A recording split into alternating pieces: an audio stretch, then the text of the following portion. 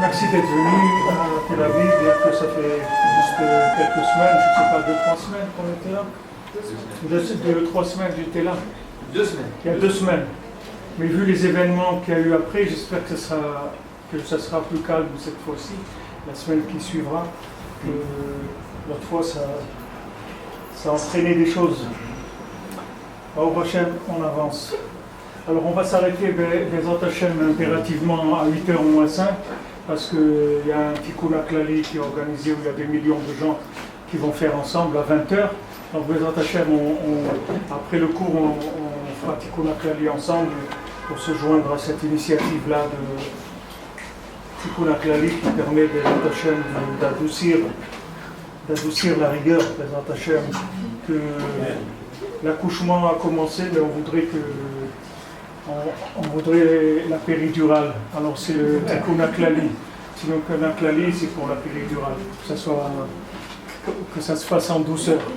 On est d'accord sur l'accouchement, mais pas les douleurs, c'est surtout celle qu'il y a là, c'est un petit peu difficile. Alors on va parler de la Torah 44 dans l'Écoutez Moran, c'est la Torah qu'on étudie en ce moment. Comme j'ai tout le temps l'habitude de vous transmettre ce qu'on étudie ensemble, parce que d'abord on est un gros groupe qui approfondissons, donc il y a beaucoup de choses qui sortent de là, qui sont très intéressantes. Alors Rabbi Nachman ici il parle dans la Torah 44 de taper des mains pendant la prière. Ça a l'air de quelque chose de banal, de simple, et comme tout ce que Rabbi Nachman il enseigne, Rabbi Nachman il a enseigné des choses simples, facile et extrêmement puissante. C'est-à-dire Rabbi Nachman, il n'a pas amené des médicaments difficiles parce qu'il sait que les gens ne pourront pas les prendre. Il n'a pas amené des choses qui soient pas trop efficaces parce qu'il sait que les gens ils sont très malades. Donc on se trouve devant des malades qui n'ont pas la patience, qui n'ont pas la force, et il faut faire très vite. Il faut que ça marche très bien et très vite. Sinon, c'est pas possible. C'est-à-dire les gens ne vont pas pouvoir prendre ce genre de médicaments. Alors Rabbi Nachman, il a donné que des conseils qui sont très simples, comme de parler avec Dieu tous les jours, de faire le Tikkun HaKlali, à Hitbodedut, de parler avec Dieu, d'étudier le Shulchan Aruch. Voilà, ici je vois qu'on a mis un Kitzur Shulchan Aruch, d'étudier la halachot tous les jours. Et après, il y a d'autres choses qui sont un petit peu plus, disons, pour les gens qui veulent rentrer un peu plus à l'intérieur. Il y a le Tikkun Chatzot, de se lever à minuit, de faire la prière de minuit. Il y a plusieurs choses qui sont un peu... Mais tout ce que Rabbi Nachman a donné en général, ce sont des choses faciles. C'est-à-dire Rabbi Nachman, il n'a rien amené de difficile. Rabbi Nachman, il dit il faut faciliter la tchouva aux gens qui veulent revenir. Il y a une espèce de je ne sais pas comment on peut appeler ça en français, comme une déformation professionnelle. C'est-à-dire on a l'impression que la tchouva, ça doit être difficile. Que les gens qui veulent réparer, alors il faut que ça soit difficile. Alors Rabbi Nachman, il est contre ça. Il dit que maintenant, le fait de réparer, il faut avoir la émouna qu'on peut réparer très facilement. Et qu'on peut obtenir ce qu'on doit obtenir très facilement, sans besoin d'effort. Il faut juste le conseil qui est adéquat. Mais il n'y a pas comme on vit dans une clipa de Esav depuis des siècles, on est malheureusement dans la clipa de l'Occident, et la clipa de l'Occident, elle connaît que la force, c'est tout. Esav, c'est Yadaïm Yedé Esav, c'est les mains, donc lui, de tout, il en fait un plat, c'est-à-dire que s'il n'y a pas eu beaucoup de travail, etc., donc il ne peut pas y avoir de résultat. Donc Rabbi Nachman, lui, il vient et il dit, voilà, moi je vais vous proposer des méthodes, avec un tout petit peu de travail, un tout petit peu d'effort, un tout petit peu de cœur, et on va tout arranger. Pas besoin de faire beaucoup de choses. Alors là, ça réveille beaucoup de... Il y a des gens qui sont complexés de l'effort. Il y a des gens qui sont pour l'huile de coude. C'est-à-dire que s'ils ne font pas beaucoup d'efforts, ils ne peuvent pas dire on a réussi. Il y a des gens qui ont travaillé beaucoup dans leur vie. Il y a des gens ils ont acheté un billet de loterie, ils ont gagné au loto, c'est tout. C'est une façon aussi de gagner sa vie. C'est pas obligé que quelqu'un il doit travailler 40 ans. Il y a des gens ils ont acheté un billet de loterie, c'est tout. Ils ont fini de travailler, ils n'ont pas eu besoin. Alors Rabbi Nachman, c'est la loterie du monde. Rabbi Nachman, c'est le joker de l'humanité, c'est la loterie du monde. C'est-à-dire, Rabbi Nachman, il est venu dans le monde pour terminer tout ce qui a été fait par tous les tzadikim depuis Adam Arishon jusqu'à sa période, jusqu'au Baal Shem Tov. Rabbi Nachman, il est venu, il a repris le relais. La différence entre Rabbi Nachman et tous les tzadikim, c'est que Rabbi Nachman, il s'est porté garant pour l'humanité. C'est-à-dire, Rabbi Nachman, il a dit, moi, je signe une garantie chez Hachem sur l'humanité, c'est-à-dire que je répare le monde. C'est fini. C'est-à-dire que l'histoire du monde est terminée, je vais réparer le monde. Rabbi Nachman, il s'est engagé auprès d'Hachem. Normalement, il aurait dû le faire de son vivant, mais de son vivant, il y a eu beaucoup d'opposition, énormément d'opposition. De son vivant, quand la Neshama de Rabbi Nachman devait descendre, alors le Satan, il est venu, il a dit à Hachem, mais si tu amènes cette Neshama dans le monde, j'ai plus rien à faire. Hachem, il a dit, cette Neshama, elle va venir dans le monde, toi, débrouille-toi, fais ce que tu veux, mais lui, Rabbi Nachman, il va venir dans le monde. Alors Rabbi Nachman, il est venu dans le monde, et le début, ça a été extrêmement difficile. Alors cet enseignement-là, il est lié à une de ces étapes-là, puisque cet enseignement, c'est le premier enseignement que Rabbi Nachman, il a dit devant Rabbi Nathan, qui allait être son élève. Donc c'est un enseignement, Rabbi Nachman, il a dit le 22 Elul, quand la première fois Rabbi Nathan, il est venu chez lui, et Rabbi Nathan, il avait 22 ans aussi. C'est là où Rabbi Nathan, il a commencé à se rapprocher de Rabbi Nachman. Maintenant, Rabbi Nathan, à 22 ans, c'était un homme déjà qui était très avancé dans la Torah, parce que Rabbi Nathan, il a eu son premier enfant à l'âge de 14 ans, et il était déjà à l'âge de 16 ans, il était déjà Dayan dans le Beit Din de Lévi Yitzhak de Berditchev. C'était des très grands érudits en Torah, c'était des tzadikim. Rabbi Nachman lui-même, il a dit sur Rabbi Nathan, c'est un tzadik, avant qu'il vienne chez lui. Il a dit c'est un... Mais Rabbi Nathan, il sentait qu'il manquait quelque chose dans cette affaire-là, dans toute cette façon de vivre la Torah, etc. Il sentait, il cherchait. Donc, pour Hachem, il est venu chez Rabbi Nachman, et ils sont venus une bande de, comme on dit, une bande de copains. C'est pas des copains, c'était tous des talmidei chachamim, des érudits en Torah, qui cherchaient. Alors ils ont entendu, tiens, il y a un nouveau rav qui est venu s'installer dans la ville de Breslev, et il s'appelle Rabbi Nachman, venez, on va aller voir un peu, il paraît que c'est quelqu'un de spécial, etc. Alors ils sont venus pour voir Rabbi Nachman. Alors ils sont venus la première fois, c'était donc le 22 Elul. Après ils ont entendu cette Torah, la Torah 44, et ils sont repartis, ils sont revenus après pour Rosh Hashanah. Ils sont venus pour Rosh Hashanah chez Rabbi Nachman à Breslev, passer Rosh Hashanah. Et donc quand ils sont revenus chez Rabbi Nachman, alors ils étaient le groupe d'amis qui voyageaient ensemble. Alors ils parlaient de Rabbi Nachman, chacun, qu'est-ce que tu penses de Rabbi Nachman, etc. Alors il y en a un qui dit, moi je pense que Rabbi Nachman c'est un tzaddik comme Moshe Rabbeinu, au moins comme Moshe Rabbeinu. Alors un autre il a dit, moi je dirais pas tellement, moi je dirais que disons que s'il était à l'époque de la Gemara, il aurait été un des plus grands Amoraïm ou un plus grand Tanaïm. Et comme ça il parlait en voyage, en route. Alors quand ils sont arrivés chez Rabbi Nachman, celui qui a dit que moi je dirais qu'il est comme un des plus grands Tanaïm ou Amoraïm de l'époque de la Gemara. Alors Rabbi Nachman il a regardé, il lui a dit, tu sais, si on ne croit pas en moi, c'est pas la peine de venir chez moi. Comme ça il lui a dit Rabbi Nachman. Maintenant lui il n'a pas dit qu'il ne croyait pas dans Rabbi Nachman. Lui il a juste placé Rabbi Nachman comme un Tana ou un Amora de la Gemara. Il faut savoir que le plus petit Tana ou le plus petit Amora, il pouvait ressusciter un mort. C'est-à-dire c'était des gens qui étaient d'un niveau très élevé. Mais ça, Rabbi Nachman, qui les considérait que comme ça, il lui a dit, si tu ne crois pas en moi, c'est pas la peine de venir chez moi. Pourquoi? Parce que le médicament, il va dépendre du degré de confiance qu'on va investir dans le médecin. C'est-à-dire, si on n'a pas confiance dans le médecin, c'est sûr que le médicament, il ne va pas marcher. Parce que le médicament, il va marcher selon la émouna que la personne elle a dans le médecin. Quand on voit que quand Yosef Hatzadik il est arrivé en Égypte, alors Paro quand ils l'ont fait sortir de prison, etc., alors il a demandé l'interprétation du rêve. Alors il y avait celui qui avait promis à Yosef qu'il allait se rappeler de lui, en fin de compte il l'a oublié, c'était Hachem qui voulait. Et alors il a dit à Paro, ah oui, maintenant je me rappelle, oh là là, j'ai complètement oublié, ça fait 2 ans qu'ils sont passés déjà. Il y avait un jeune juif là-bas avec nous et il nous a interprété le rêve de façon extraordinaire. Alors ils l'ont fait sortir du puits, il a interprété le rêve à Paro, il a dit voilà, il y a 7 années d'abondance, 7 années de famine, tu vas garder pendant les 7 années d'abondance, tu vas faire des économies, et après tu vas stocker, après tu vas manger, etc. Alors quand il a fini, Yosef il lui a juste interprété le rêve, il lui a dit voilà l'interprétation. Alors Paro lui a dit voilà, ça ce que tu as dit c'est toi qui vas le faire, et c'est toi qui vas diriger tout mon pays. Maintenant, qu'est-ce qui a fait que comment Paro il a dit, voilà, c'est toi qui va faire ça. Pourquoi?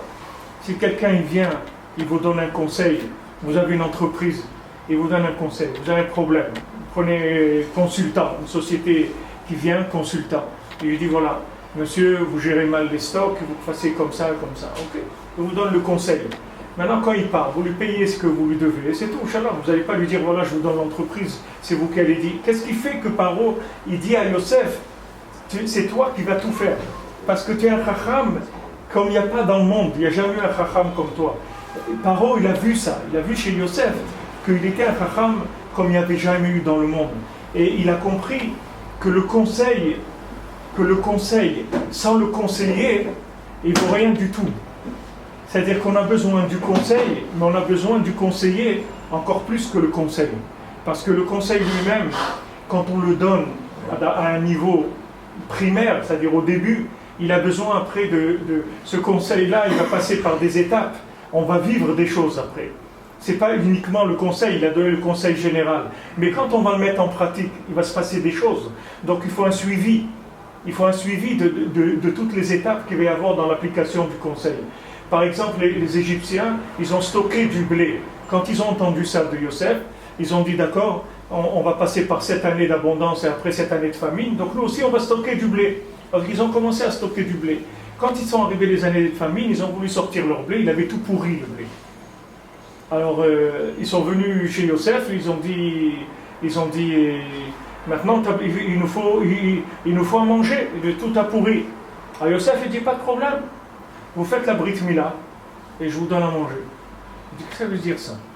C'est de la, comme ils appellent en hébreu, c'est de la kfiya datit, ça. Vous êtes en train de nous faire de la... Chantage. Hein? Comment on appelle ça en français? Chantage. Prosélytisme. C'est-à-dire comme un chant, c'est-à-dire vous nous obligez. C'est-à-dire tu nous dis que maintenant si on ne peut pas la Brit Mila, on ne va pas avoir à manger. Il a dit c'est les conditions de vente aujourd'hui, c'est comme ça. On a des nouvelles conditions, c'est ça les conditions. Vous voulez manger, faites la Brit Mila. Alors ils ont été voir Paro, ils ont dit qu'est-ce que tu nous as mis là? Tu as vu un peu qui c'est Yosef là? Il veut nous faire la Brit Mila à tous. C'est quoi? Alors Paro leur a dit écoutez, s'il a pu faire que tout ce que vous avez stocké ça a pourri, vous avez intérêt à faire de la Brit Mila, parce que sinon vous allez mourir tous.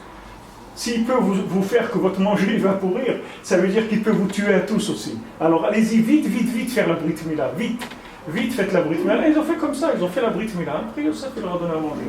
Ça veut dire que maintenant, Rabbi Nathan il explique, il dit que le médecin, c'est plus que le médicament. Il y a des gens quand ils vont chez un rave, alors ils vont pour prendre le conseil. Ils vont chez Rabbi Nachman, ils disent voilà, Rabbi Nachman, bon Hachem, voilà encore cette semaine, quelqu'un nous a annoncé, bonne nouvelle, bon Hachem, ils avaient un enfant et après ça s'est arrêté, et des années. Elle est venue, la dame à Ouman, il y a quelques mois, bon Hachem, calculé sur mesure, 9 mois après le voyage à Ouman, il y a un petit garçon en route, je veux dire. Tout ça, c'est des choses qui sont extraordinaires, mais ce sont des détails pour Rabbi Nachman. Rabbi Nachman, c'est pas ça qu'il cherche. Lui, il veut réparer l'âme de la personne. Il va vous donner ce que vous avez besoin. Si vous avez besoin de refoua, de zivou, d'enfants, de parnassa, tout ça, il peut donner. Mais le hikar, c'est pas ça. Le hikar, c'est de réparer cette âme qui est en galère depuis des siècles et des siècles et qui ne trouve pas sa réparation. C'est ça le principal. C'est pas tout le côté technique qu'il y a autour. Alors maintenant, vous pouvez aller chez un rave, vous lui demandez une bracha. Il dit voilà, rave, j'ai un problème comme ça, vous pouvez me faire une bracha? Ok, Rabbi Nachman, il donne la bracha aussi pour tout. Mais Rabbi Nachman, ce qu'il veut, c'est que la personne, elle ait de la émouna en lui, de manière à ce qu'il puisse agir sur son âme. C'est comme si vous venez, vous signez une décharge. Vous comprenez? Quand vous signez une décharge, c'est pas comme si vous prenez des médicaments, c'est pas la même chose. Moi, quand j'ai fait un truc, une intervention au cœur, alors j'étais, ils m'ont dit, voilà, il faut que tu signes une décharge. Alors, ils m'ont dit, parce qu'il y a des fois, des gens, ils passent ça et ils ne se lèvent pas. Alors, il faut que tu signes une décharge pour qu'on n'est pas responsable. Alors, quand vous signez une décharge, c'est pas comme si vous prenez un médicament. Vous vous rendez compte que c'est une autre dimension. C'est pas, ça veut dire que vous mettez votre vie entre les mains de la personne qui va vous opérer. C'est pas du tout la même chose. Quand j'ai passé ce truc au cœur, alors bon, c'était un médecin, bon, religieux, tout ça, et il était très, très sympa, on rigolait, je lui disais des chidushim, on parlait de Breslev, de la Fraikin, de la Yeshiva, tout ça. Et puis à un moment, j'ai vu qu'il a changé de couleur, et bon, quand on fait des trucs au cœur, il y a l'écran, on voit un peu ce qui se passe. Alors j'ai vu qu'il était blanc, etc. Il avait un problème. Il dit, écoutez, je suis désolé, mais là, vos vaisseaux, ils sont bouchés à 95%. Je ne peux pas forcer, parce que si je force, je peux vous éclater les veines, et là, c'est terminé. Donc il dit, je peux rien faire. Je vais m'arrêter et je vais prendre conseil avec des... Ok, il a appelé un grand professeur qui était là-bas, chef de Hadassah, il est venu, plus grand spécialiste du cœur, il a vu, tac, tac, ça a pris 2 minutes, c'était terminé. Mais lui, il ne pouvait pas prendre la décision de forcer les veines qui étaient bouchées parce qu'il avait peur que ça éclate. Alors vous voyez quand quelqu'un il est détendu, etc., tant que le problème il est gérable par ses compétences, mais quand ça arrive à quelque chose de plus grand, alors il y a plus de... c'est fini, c'est plus du tout la même chose. Alors Rabbi Nachman, il est venu dans le monde, il a dit, regardez, moi, tous les gens que vous dites qui sont irréparables, vous me les envoyez parce que c'est ceux-là que je vais traiter en premier. Moi, je garantis que je répare tout le monde dans n'importe quel état où vous êtes. Il n'y a aucun problème. Et seulement si la personne elle me signe la décharge, pour que je puisse intervenir. Si la personne ne me donne pas comment on dit, un coup de corps, c'est-à-dire un signe quoi? Voilà, un blanc, qu'elle me cite quelque chose, qu'elle me donne un pouvoir d'agir en son nom. Alors je ne peux rien faire. S'il veut maintenant continuer à gérer ses affaires et qu'il vient chez moi pour un plus, c'est-à-dire il vient pour un petit cerise sur le gâteau, il dit non, moi je me suis arrangé, mais j'ai besoin juste la cerise sur le gâteau. Alors ça, Rabbi Nachman, les cerises, il ne fait pas. C'est-à-dire il ne donne pas les cerises. C'est-à-dire il vient si la personne elle est prête à prendre le tout. C'est-à-dire que c'est un risque à prendre. C'est-à-dire où vous pensez que vous êtes capable de vous en sortir, alors comme on dit en yiddish, tfaddal, c'est-à-dire fais ce que tu veux, ou maintenant tu penses que tu ne vas pas t'en sortir parce que tu vois que c'est trop difficile, alors tu viens, tu signes la décharge, c'est tout. La décharge, ça veut dire voilà, c'est lui qui va se débrouiller pour moi, c'est lui mon représentant, donc quand vous avez un problème, c'est lui qu'il faut aller voir, c'est pas moi.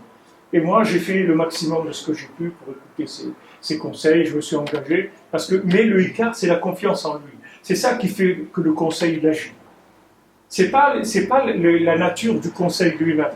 C'est le fait que ce conseil-là, il vient du tzaddik. C'est ça qui fait que le conseil marche. Sinon, le conseil ne marche pas. Il peut marcher, mais il ne donnera pas toute sa puissance. Donc la personne, après, elle risque d'être un petit peu déçue, qu'elle a essayé comme ça. Il y a des gens, ils ont essayé beaucoup de choses dans leur vie. Mais ça n'a jamais marché. Pourquoi? Parce qu'ils ne sont jamais engagés. Moi, ma mère, elle est à Shalom. J'ai eu le mérite, Baruch Hashem. Alors, elle est là où elle est, mais Baruch Hashem, ma maman, elle nous a toujours laissé faire tout ce qu'on a voulu. J'ai cherché et tout. Elle dit, je te demande une seule chose, mon fils, c'est ce que tu fais, va jusqu'au bout, c'est tout. Fais ce que tu veux, je ne te dis pas quoi faire, mais je veux que tu ailles au bout de ce que tu fais. Choisis et va au bout de ce que tu fais. Maintenant, quelqu'un qui va au bout de ce qu'il fait, automatiquement, il va tomber sur Hachem. Parce qu'Hachem, c'est le bout de tout. Et les gens qui n'ont pas trouvé Hachem, c'est qu'ils sont arrêtés au milieu. Au milieu, ils ont vu un arbre, des fruits, ils ont entendu de la musique, ils ont vu quelque chose, ils sont sortis de la route. Mais les gens qui vont au bout, ils trouvent Akadosh Baruch Hu. Donc ce qu'il faut, c'est aller au bout de ce qu'on est. Chacun, là où il est, il a un niveau de vérité, il faut aller au bout de ce niveau de vérité.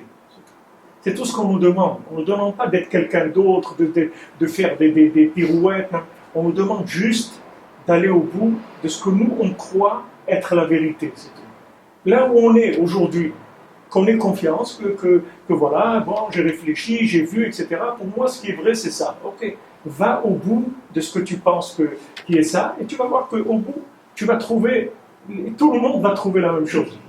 Tout le monde va trouver la même chose. Rabbi Nachman, il raconte dans les Sipurim Asiot, dans les contes, qu'il y a des gens qui ont trouvé un arbre, que cet arbre-là, c'est un arbre extraordinaire, où sous les feuilles de cet arbre, les branches et les feuilles de cet arbre, il y a un shalom extraordinaire. Que là-bas, il y a des loups, il y a des brebis, il y a des lions, il y a des êtres humains, il y a des bébés, il y a des gens, et tout le monde vit Béchalom, il n'y a aucun problème. Alors ils ont vu que cet arbre-là, c'est le tikkun du monde, c'est-à-dire qu'il y a un shalom parfait entre tout. Il n'y a plus aucune opposition, aucune rigueur, aucune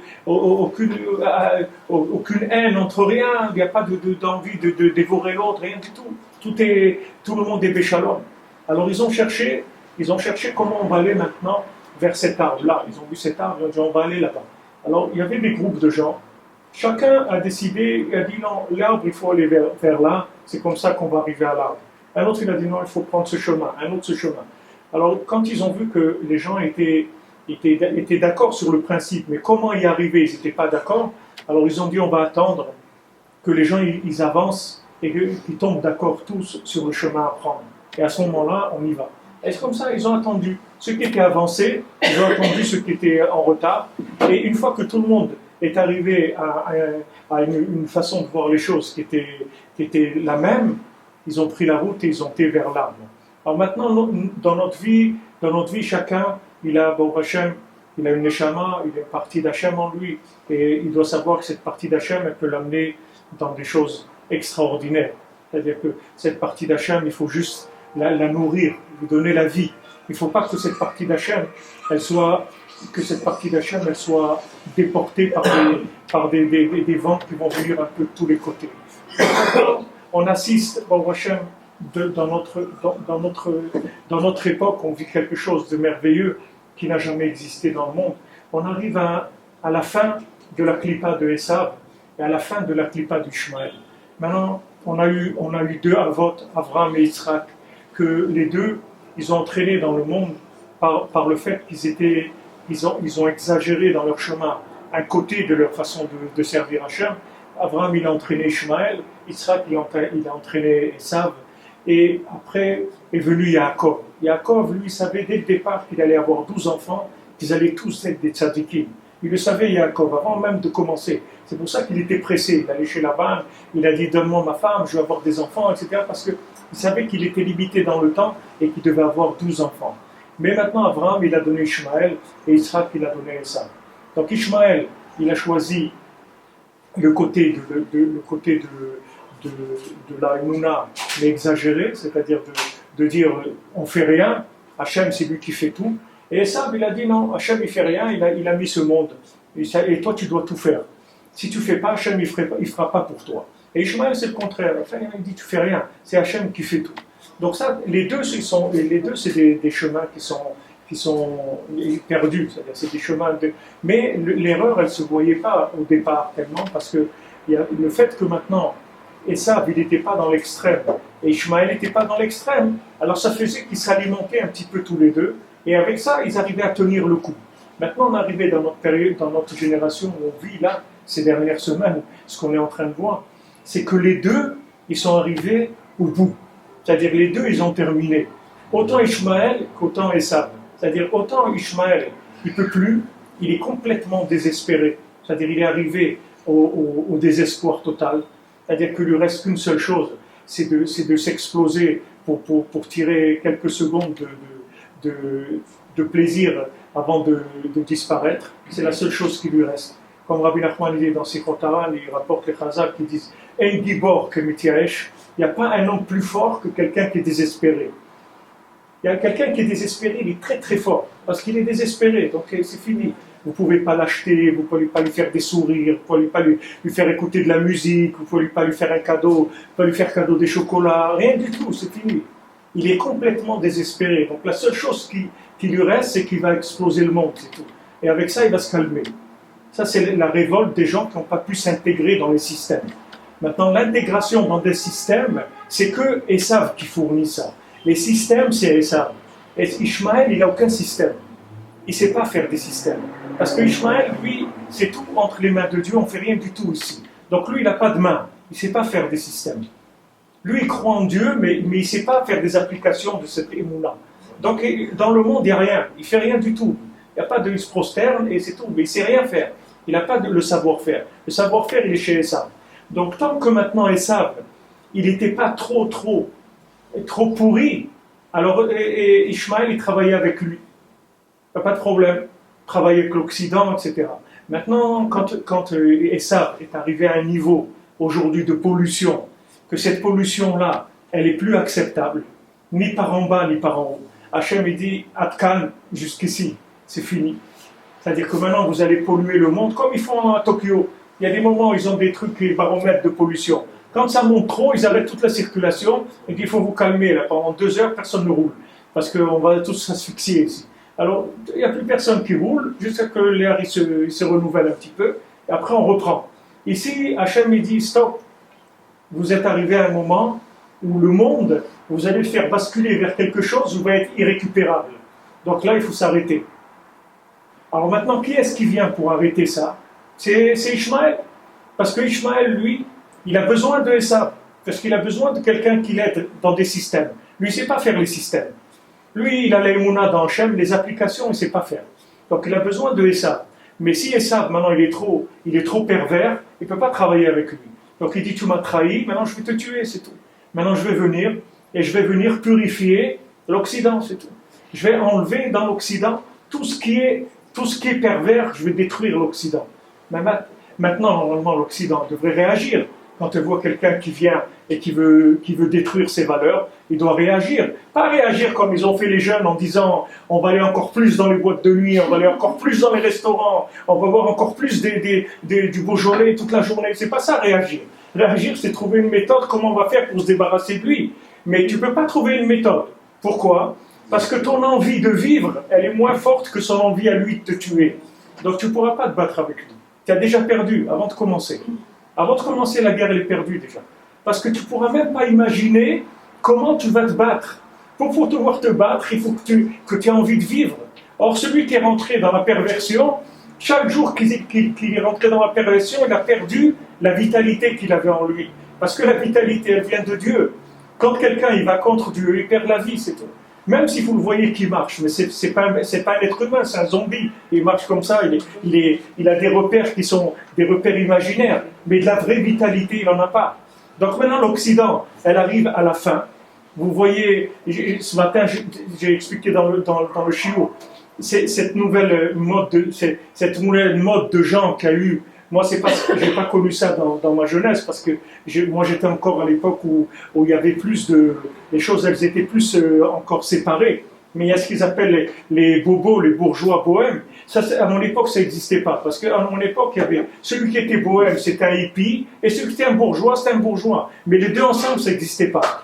Maintenant, ils ont créé ça depuis je ne sais pas combien d'années. Ce genre, vous voyez les gens qui sont morts dans cette boîte de nuit, ce ne sont pas des clochards. Ce n'est pas des hippies. C'est des gens tous qui ont de l'argent, qui sont installés, etc. Mais d'un autre côté, ils sont dans le côté bohémien complètement. Et ça, c'est une clipa qu'il n'y a jamais eu. C'est nouveau. C'est quelque chose qui est venu les quelques derrière 10